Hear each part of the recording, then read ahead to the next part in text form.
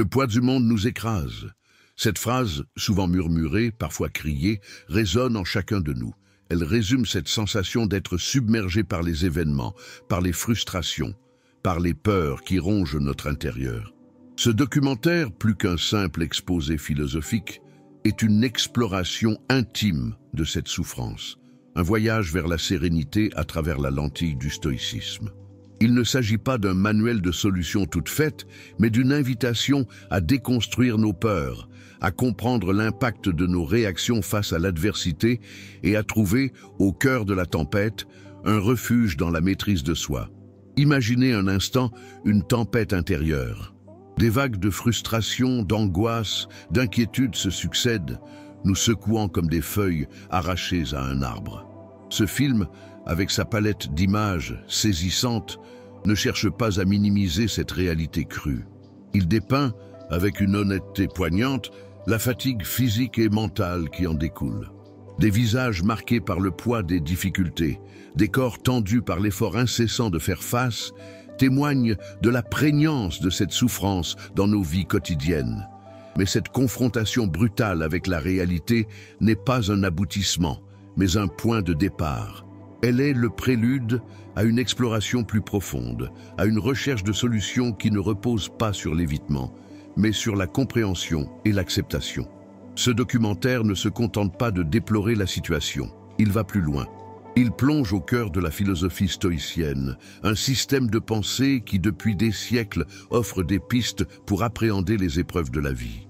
Les concepts stoïciens, souvent perçus comme abstraits, seront ici déconstruits et rendus accessibles, afin de démontrer comment ils peuvent être appliqués à des situations concrètes, à des expériences humaines réelles.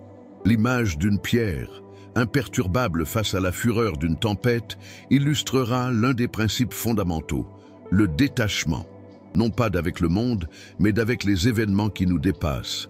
Cette exploration, loin d'être une simple théorie, sera nourrie par des témoignages et des exemples concrets.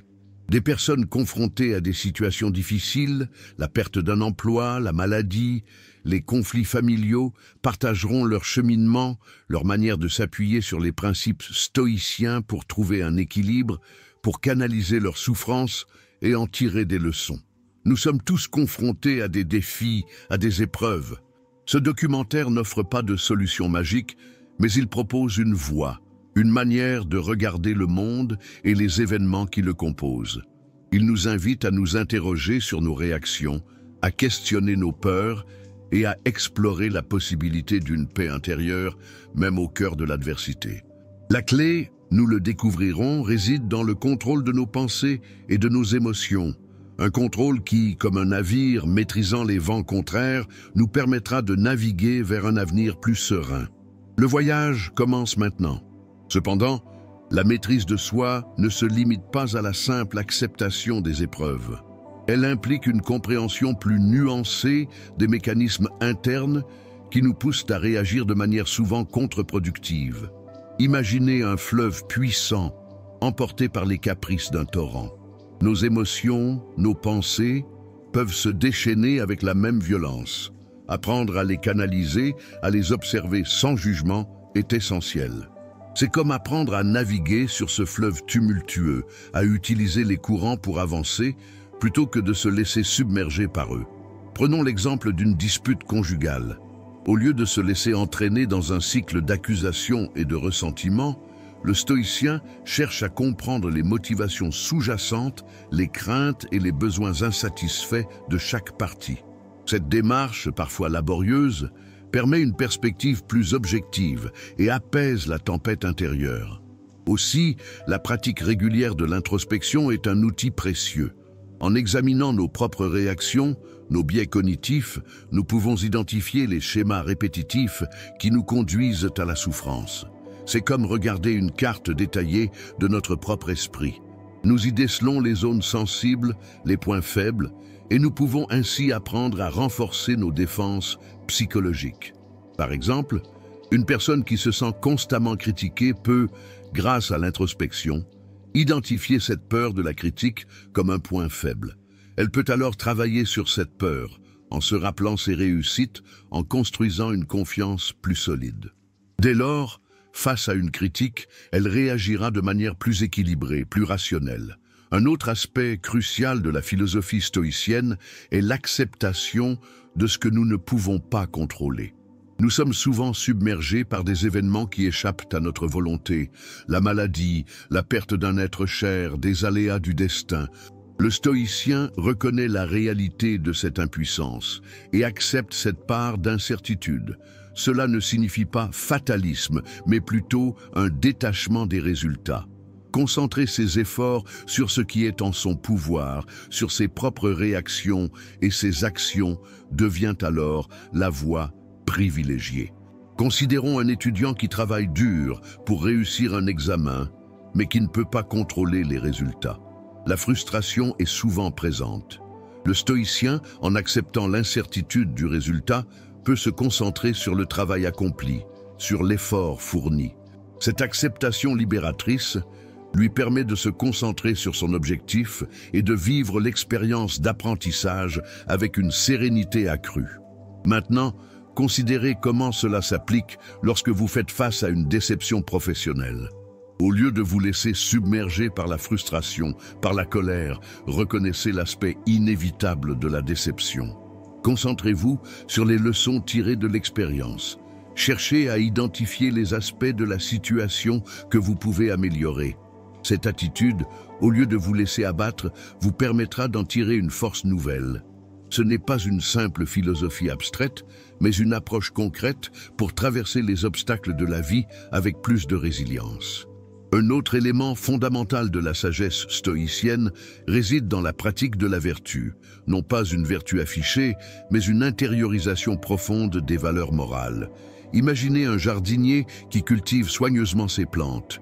Il ne se contente pas de les arroser, il comprend leurs besoins spécifiques. Il les nourrit et les protège des maladies. De même, le stoïcien cultive sa propre nature morale. Il s'efforce de développer des traits comme la justice, le courage, la tempérance et la prudence. Ce n'est pas un chemin facile, car la vertu exige une vigilance constante, une confrontation avec ses propres faiblesses. Par exemple, un individu qui aspire à la justice doit régulièrement se confronter à ses propres préjugés, à ses propres tendances, à la partialité. Il doit s'efforcer de prendre des décisions justes, même lorsque cela est difficile ou inconfortable. Considérant le contexte d'un conflit au sein d'une équipe, le stoïcien ne se laissera pas emporter par la colère ou la vengeance, mais s'efforcera de trouver une solution équitable et durable. D'ailleurs, cette pratique de la vertu trouve une application concrète dans l'art de la conversation. Lors d'une discussion, le stoïcien ne cherche pas à imposer son point de vue, mais à comprendre les perspectives des autres. Il écoute attentivement, pose des questions pertinentes et s'efforce de trouver des points d'entente. Cela ne signifie pas un renoncement à ses propres convictions, mais une ouverture à la diversité des opinions. En effet, ce dialogue constructif favorise la compréhension mutuelle et permet des solutions plus adaptées et plus inclusives. Prenons l'exemple d'un débat sur une question politique sensible. Au lieu de s'enfermer dans des positions inflexibles, le stoïcien cherche à comprendre les motivations profondes des différentes parties prenantes. Il explore les arguments avec une attention attentive et cherche des compromis qui tiennent compte des préoccupations de tous. Néanmoins, la pratique stoïcienne ne se limite pas à des actions spécifiques. Elle implique une constante introspection, un travail sur soi. Il s'agit d'une discipline qui demande une vigilance constante sur ses propres pensées, ses propres émotions. Cela se traduit par une prise de conscience des automatismes, des réactions impulsives qui peuvent nuire à notre bien-être. Imaginons une personne qui se retrouve constamment en proie à l'anxiété. En adoptant une démarche stoïcienne, elle apprend à identifier les déclencheurs de son anxiété, à reconnaître les schémas de pensée négatifs. Puis elle travaille à les remettre en question, à les remplacer par des pensées plus positives, plus constructives. Cela ne se produit pas du jour au lendemain, mais plutôt par une pratique assidue de la conscience de soi. Par conséquent, il y a une nécessité d'une discipline quotidienne pour atteindre ce but. Maintenant, considérez comment cela s'applique lorsque vous êtes confronté à une critique. Aussi, la capacité à se détacher des jugements des autres est cruciale. Les opinions d'autrui ne doivent pas dicter nos actions ou nos pensées. Il s'agit d'une liberté intérieure, un espace personnel où l'on peut se construire et se développer sans être entravé par les opinions extérieures. Considérez un artiste qui expose son travail. Il ne doit pas se laisser submerger par les critiques, mais se concentrer sur sa propre vision, sur sa propre inspiration. Cette indépendance d'esprit permet de se concentrer sur son propre cheminement, sur son propre développement. Par exemple, un enseignant qui se concentre sur la progression de ses étudiants plutôt que sur les commentaires de ses collègues trouvera une source inépuisable de satisfaction et de motivation. De cette manière, il cultive son propre jardin intérieur sans se préoccuper des avis extérieurs. Par ailleurs, l'acceptation de la vulnérabilité est une composante essentielle de la philosophie stoïcienne. Elle ne se présente pas comme une invitation à l'immobilisme, mais comme un encouragement à reconnaître et à accepter nos faiblesses. C'est comme admettre que notre navire, même le plus solide, peut être secoué par les tempêtes. La vulnérabilité, loin d'être un signe de faiblesse, est un signe de force, une reconnaissance de notre humanité et de notre capacité à apprendre et à grandir. Cela implique de ne pas se cacher derrière des masques de perfection, mais de se confronter à nos peurs et à nos incertitudes. Considérez un artiste qui se lance dans un nouveau projet. Il sait qu'il rencontrera des obstacles, des critiques, mais il accepte cette possibilité de vulnérabilité. Il comprend que cette vulnérabilité est le terreau de sa croissance créative. En effet, cette reconnaissance de la vulnérabilité nous permet d'aborder les difficultés avec plus de finesse et de souplesse. Imaginez une discussion houleuse avec un collègue. Au lieu de se défendre ou d'attaquer, le stoïcien reconnaît sa propre vulnérabilité face à la confrontation. Il accepte la possibilité d'être incompris ou de faire une erreur. Cette compréhension profonde permet une communication plus constructive et favorise un terrain d'entente. Maintenant, considérez comment cela s'applique lorsque vous faites face à une critique constructive. Au lieu de vous sentir attaqué, reconnaissez la valeur potentielle de la critique. Utilisez-la comme un outil d'amélioration, comme une opportunité de croissance. N'oubliez pas que chaque critique, chaque obstacle peut être une occasion d'apprendre et de se fortifier. D'une autre manière, la pratique stoïcienne encourage une introspection rigoureuse. Elle nous invite à questionner nos motivations, nos peurs, nos désirs. C'est comme examiner minutieusement chaque pièce de notre navire afin d'identifier les points faibles et les forces. Cette introspection ne vise pas à nous culpabiliser, mais à nous éclairer sur nos propres mécanismes, nos propres réactions. Par exemple, un manager qui observe une baisse de productivité au sein de son équipe peut, en utilisant une approche stoïcienne, se questionner sur ses propres méthodes de management. Il peut identifier les points faibles de sa communication, les lacunes dans sa direction. Cette introspection lui permettra d'ajuster ses stratégies et de conduire son équipe vers une plus grande efficacité. Cette pratique, loin d'être un exercice solitaire, est un processus continuel de réajustement, une recherche constante de l'équilibre. Pourtant, l'application du stoïcisme n'est pas un processus linéaire. Elle exige une patience et une persévérance. Il faut accepter les échecs comme des étapes sur le chemin de la croissance. Considérez un athlète qui s'entraîne pour un marathon. Il sait qu'il y aura des jours difficiles, des moments où il se sentira dépassé. Mais il persévère, car il sait que chaque effort, chaque douleur, l'approche de son objectif. Cette persévérance, cette capacité à rebondir après les difficultés, est une des clés de la sagesse stoïcienne. Maintenant, considérez comment cela s'applique à vos propres objectifs personnels. Reconnaissez les moments de doute et de découragement et utilisez-les comme des moteurs pour poursuivre votre route avec la même détermination. Néanmoins, la pratique stoïque ne s'arrête pas à l'introspection. Elle exige une action, une transformation concrète dans notre quotidien. Imaginez un sculpteur qui façonne une pierre brute. Il ne se contente pas de la regarder, il la travaille avec minutie, avec patience. De même, le stoïcien ne se contente pas de comprendre ses émotions, il les canalise, les façonne pour qu'elles deviennent des outils au service de sa croissance. Cela implique un engagement actif dans la résolution de problèmes, une prise de responsabilité face aux difficultés.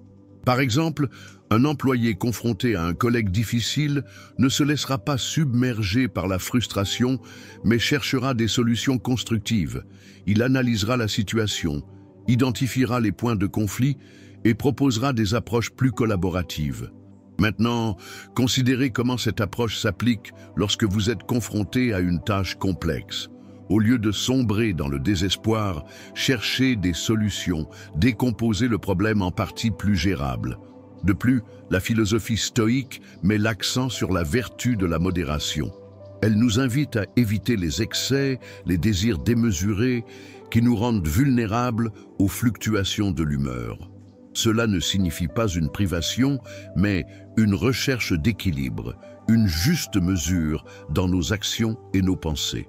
Prenons l'exemple d'une personne obsédée par la réussite professionnelle. En appliquant les principes stoïques, elle peut apprendre à apprécier le processus d'apprentissage, à savourer chaque étape du chemin, plutôt que de se concentrer uniquement sur le résultat final. Cette sagesse permet de vivre avec plus de sérénité et d'éviter les déceptions qui découlent souvent d'une quête sans fin. Maintenant, considérez comment cette idée de modération s'applique à vos habitudes de consommation. Cherchez à équilibrer vos besoins et vos désirs, à éviter les excès et à apprécier les petites choses de la vie. En outre, la philosophie stoïque ne s'adresse pas qu'aux individus confrontés à des crises majeures. Elle est une source d'inspiration pour gérer les petites frustrations quotidiennes, ces irritants qui, accumulés, peuvent devenir une source de stress considérable. Imaginez une file d'attente interminable à la caisse d'un supermarché.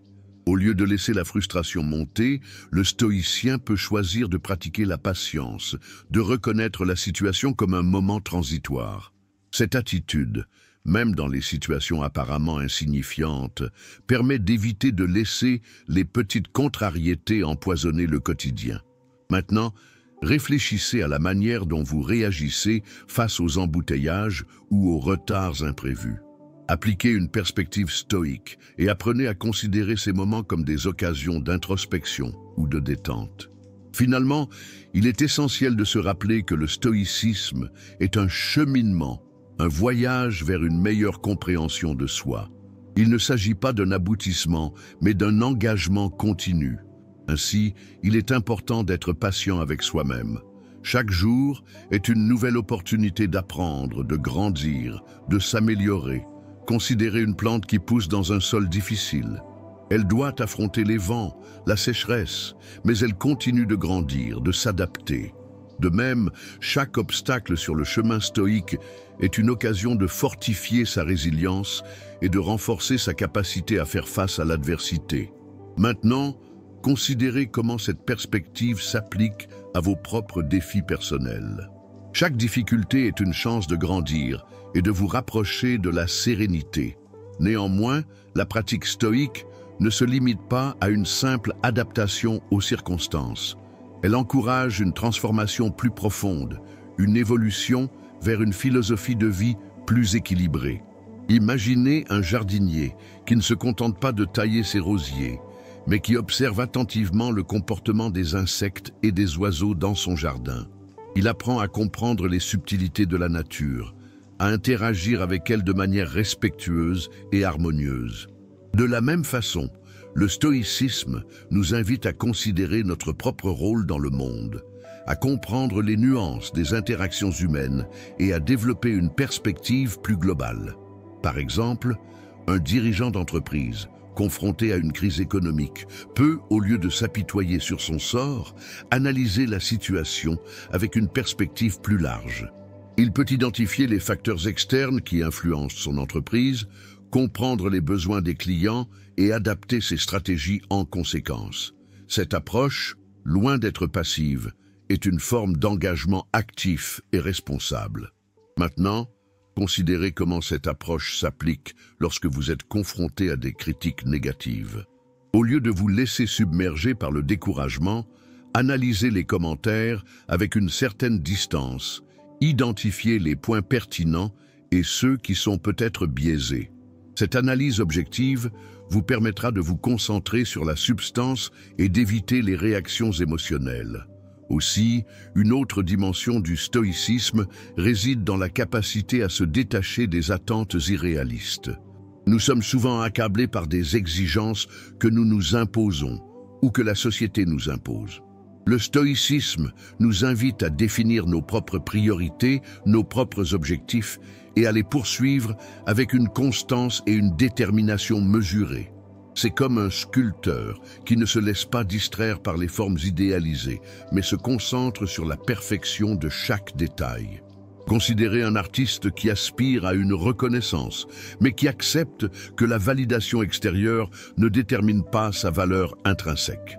Ce détachement des attentes extérieures libère une énergie créatrice et une tranquillité d'esprit précieux.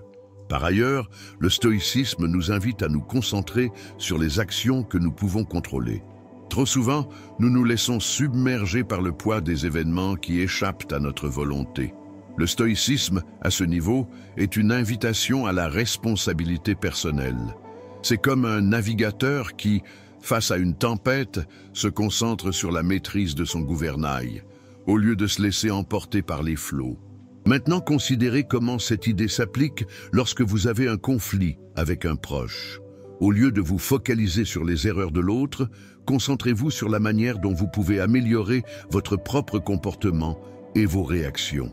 Cette focalisation sur le contrôlable est une source de force et de sérénité. De plus, la pratique stoïque enseigne l'importance de la gratitude. Elle n'est pas une simple posture, mais une attitude active face à l'existence. Imaginez un jardinier qui, au lieu de se concentrer uniquement sur les problèmes, s'arrête pour apprécier la beauté d'une fleur épanouie, la fraîcheur d'une rosée matinale. Cette attention à la beauté du monde, à ses aspects positifs, est une source de force et de motivation. Cette gratitude ne consiste pas à ignorer les difficultés, mais à les appréhender avec plus de sérénité.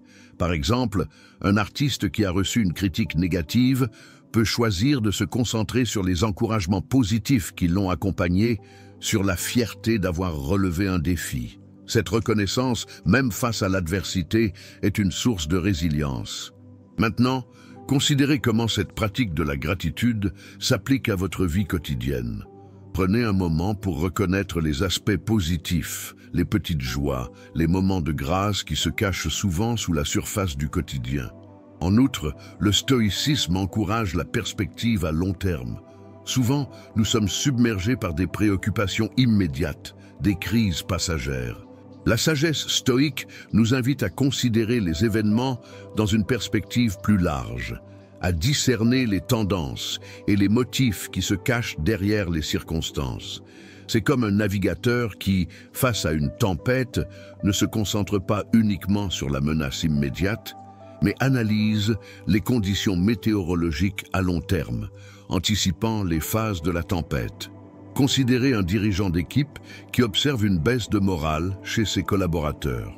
Au lieu de réagir impulsivement, il cherche à comprendre les facteurs sous-jacents, à identifier les tendances et à envisager des stratégies à plus long terme pour soutenir son équipe. Maintenant, considérez comment cette perspective à long terme s'applique lorsque vous rencontrez un obstacle dans votre travail. Cherchez à identifier les causes profondes et élaborer une stratégie durable, plutôt que de vous concentrer sur la résolution immédiate. Néanmoins, il est essentiel de reconnaître que le stoïcisme n'est pas une réponse universelle à tous les maux. Il s'agit d'un outil, d'une méthode à adapter à la complexité de chaque situation. Comme un artisan qui utilise différentes techniques pour façonner le bois, le stoïcien doit ajuster ses approches en fonction du contexte. Un conflit familial, par exemple, exige une approche différente d'un problème professionnel. La flexibilité et l'adaptation sont des éléments essentiels de la pratique stoïque. Considérez un parent qui doit gérer un comportement difficile chez son enfant. L'application des principes stoïques nécessitera une approche différente de celle utilisée pour résoudre un problème financier. Maintenant, considérez comment vous pouvez adapter les principes stoïques à la diversité des défis que vous rencontrez en reconnaissant que chaque situation est unique. Finalement, la pratique stoïque est un voyage, un cheminement personnel. Elle ne promet pas une absence totale de souffrance, mais une capacité accrue à la gérer avec plus de sérénité. Elle est une invitation à l'introspection, à la compréhension de soi et à l'acceptation des limites. Comme un artiste qui affine son style au fil des ans, le stoïcien affûte ses outils intérieurs, sa capacité à naviguer dans les tempêtes de la vie. Maintenant, considérez comment cela s'applique à vos propres aspirations personnelles.